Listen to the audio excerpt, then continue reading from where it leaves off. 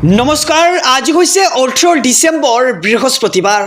এই মুহূৰ্তত সমগ্ৰ ৰাজ্যবাসীৰ বাবে আহি পৰিছে আজি ৰাতিপুৱাৰ বহুকেইটা ডাঙৰ খবৰ জনাইছো আজি ৰাতিপুৱাৰ প্ৰথমটো ব্ৰেকিং নিউজ চাৰ্জশিটত সিদ্ধাৰ্থৰ বিৰুদ্ধে বিস্ফোৰক অভিযোগ এক ডাঙৰ খবৰ জনাইছো সমগ্ৰ ৰাজ্যবাসীক চাৰ্জশিটৰ 294 পৃষ্ঠাৰ বিশেষ অংশ ৰাজহুৱা বিধায়ক অখিল গগৈৰ আৰু নটাকৈ বিস্ফোৰক অভিযোগ ফাদিল হৈছে মেনেজাৰ সিদ্ধাৰ্থৰ বিৰুদ্ধে হত্যাকাণ্ডৰ ধাৰাত গোচৰ চাবলৈ দিয়া প্ৰমাণ উল্লেখ আৰু লাইফ জেকেট অবিহনে জুবিনক দিয়া হৈছিল সাগৰত সাঁতুৰিবলৈ আৰু চিকিৎসকৰ পৰামৰ্শৰ বিপৰীতকৈ সাঁতুৰিবলৈ দিয়া হৈছিল জুবিন গাৰ্গক আৰু চিকিৎসকৰ পৰা ফিটনেছ প্ৰমাণপত্ৰ নলোৱা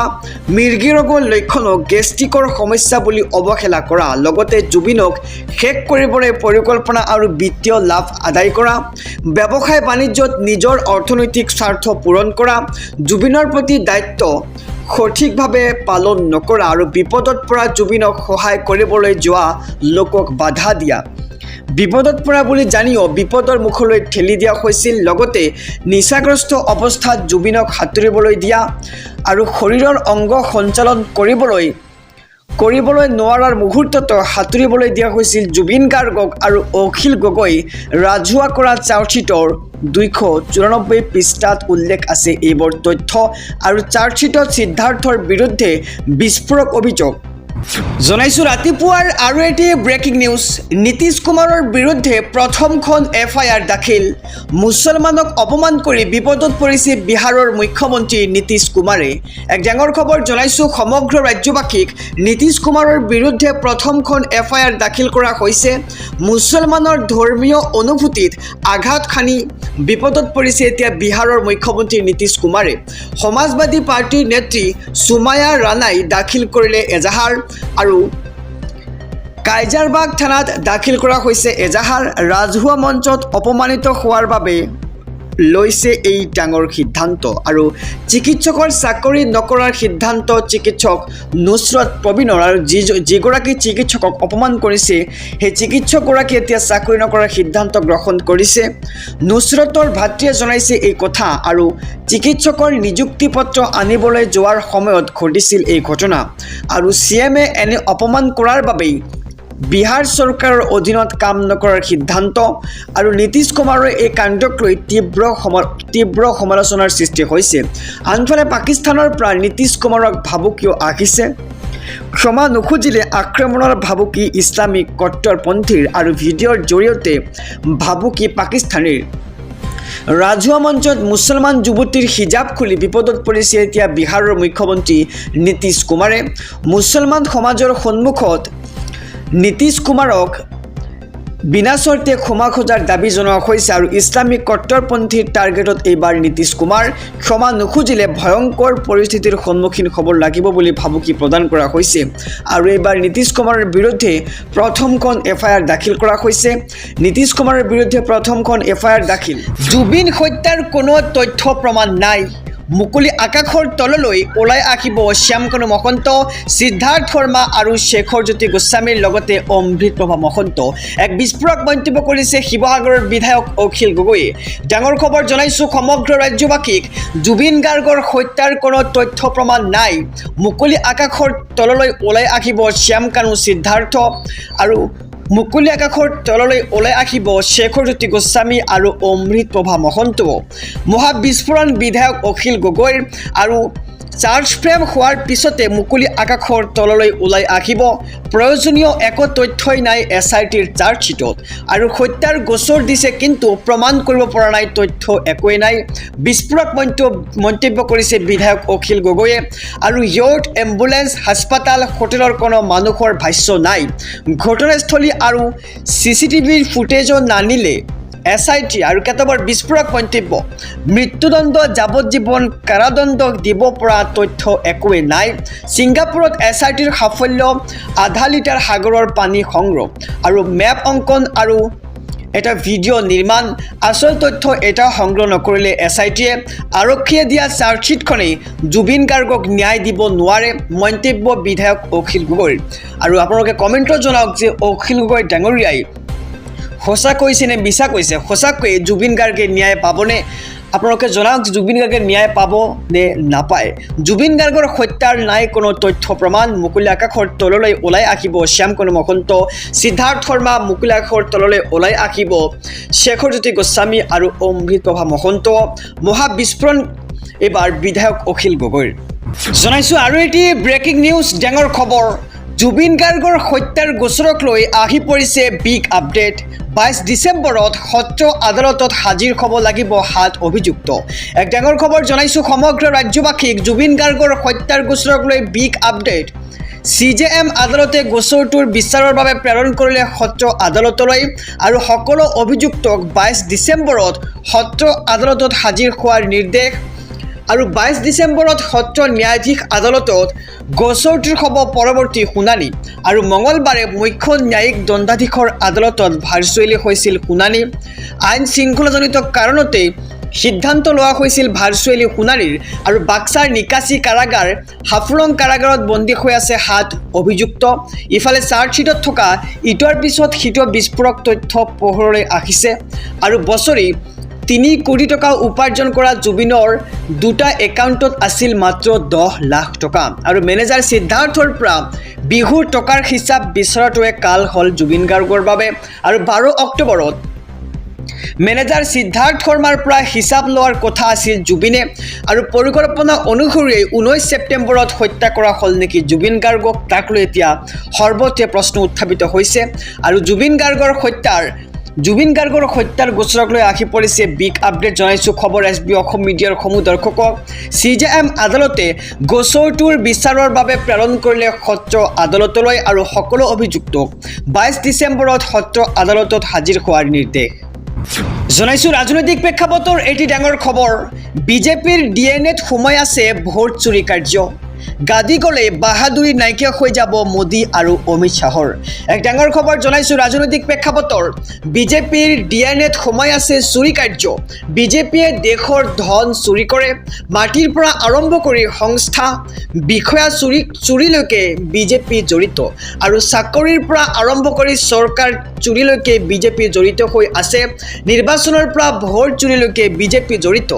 আৰু চুৰি কৰিয়ে নিৰ্বাচন জিকে বিজেপি চৰকাৰখনে প্ৰধানমন্ত্ৰী নৰেন্দ্ৰ মোদীৰ আত্মবিশ্বাস কমি আহিছে প্ৰধানমন্ত্ৰী নৰেন্দ্ৰ মোদীয়েও জানে জনতাৰ ওচৰত যে ধৰা পৰিছে আৰু গাদী গ'লেই বাহাদুৰি নাইকিয়া হৈ যাব বিজেপিৰ DNAতে মিছা কথা সোমাই আছে আৰু যিমান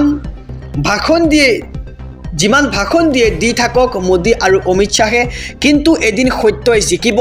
হিংসাৰ দ্বাৰা নহয় অহিংসাৰে মোদী আৰু অমিত শ্বাহক আমি পৰাস্ত কৰিম ভয়ত প্ৰধানমন্ত্ৰী মোদীৰ এতিয়া হাত কঁপি আছে আৰু এনেদৰে এতিয়া বিস্ফোৰক মন্তব্য কংগ্ৰেছৰ যুৱৰাজ ৰাহুল গান্ধীৰ মোদী আৰু অমিত শ্বাহক অপেন চেলেঞ্জ দি উদাত্ত ভাষণ এবাৰ ৰাহুল গান্ধীৰ কৈছে যে বিজেপিৰ DNAত সোমাই আছে চুৰি কাৰ্য বিজেপিয়ে দেশৰ ধন চুৰি কৰে মাটিৰ পৰা আৰম্ভ কৰি সংস্থা বিষয়া চুৰিলৈকে বিজেপি জড়িত চাকৰিৰ পৰা আৰম্ভ কৰি চৰকাৰ চুৰিলৈকে বিজেপি জড়িত লগতে নিৰ্বাচনৰ পৰা ভোট চুৰিলৈকেও বিজেপি জড়িত হৈ আছে আৰু চুৰি কৰিয়েই নিৰ্বাচন জিকি আহিছে বিজেপি প্ৰধানমন্ত্ৰী নৰেন্দ্ৰ মোদীৰ আত্মবিশ্বাস কমি আহিছে আৰু প্ৰধানমন্ত্ৰী মোদীয়েও জানে যে জনতাৰ ওচৰত ধৰা পৰিছে আৰু গাদী গ'লে বাহাদুৰি নাইকিয়া হৈ যাব বিজেপিৰ আৰু এনেদৰে এতিয়া বিস্ফোৰক মন্তব্য কৰিছে কংগ্ৰেছৰ যুৱৰাজ ৰাহুল গান্ধী জনাইছোঁ আৰু এটি ব্ৰেকিং নিউজ ডাঙৰ খবৰ 2026ত সৃজনগ্ৰাম সমষ্টিৰ প্ৰাৰ্থী হ'ব ৰেজাউল কৰিম চৰকাৰ আৰু আমচুৰ সভাপতিজনে আমচু ত্যাগ কৰি এতিয়া ৰাজনীতিত নামি পৰিছে গতিকে 2026ত সৃজনগ্ৰাম সমষ্টিৰ প্ৰাৰ্থী হ'ব ৰেজাউল কৰিম চৰকাৰ 26ৰ নিৰ্বাচনলৈ সাজু হৈছে ৰেজাউল কৰিম চৰকাৰ আৰু আমচুৰ পৰা বিদায় ল'লে ৰেজাউল কৰিম চৰকাৰে ৰাজহুৱা সভাত কান্দি ভাষণ প্ৰদান কৰিছে ৰেজাউল কৰিম চৰকাৰে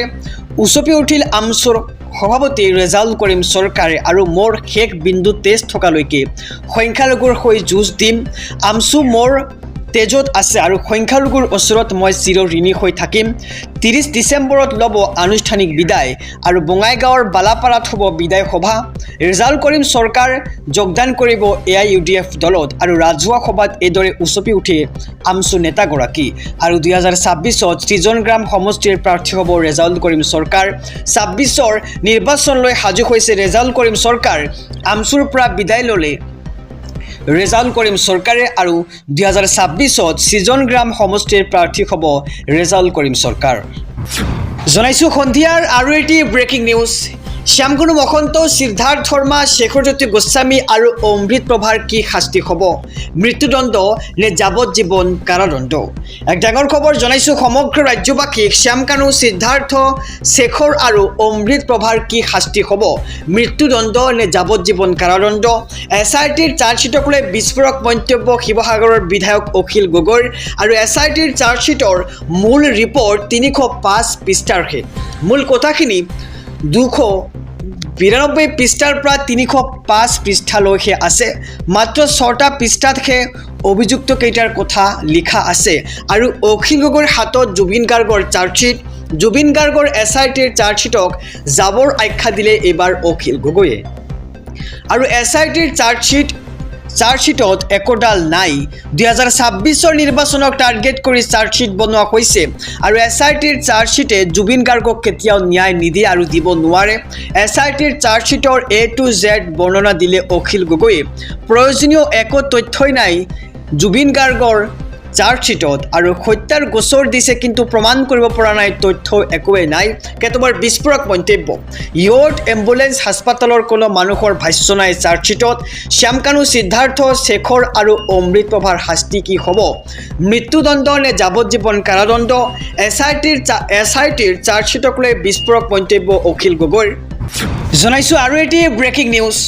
হিন্দু হওক মুছলমান হওক দুবাৰ বিয়া কৰিলে জেললৈ যাব লাগিব আল্লাহৰ নাম লৈ কোনো বাচ্চা জন্ম দিব নোৱাৰিব এক ডাঙৰ মন্তব্য ৰাজ্য মুখ্যমন্ত্ৰী ডক্টৰ হিমন্ত বিশ্ব শৰ্মাৰ হিন্দু হওক বা মুছলমানেই হওক দুবাৰ বিয়া কৰিলে জেললৈ যাব লাগিব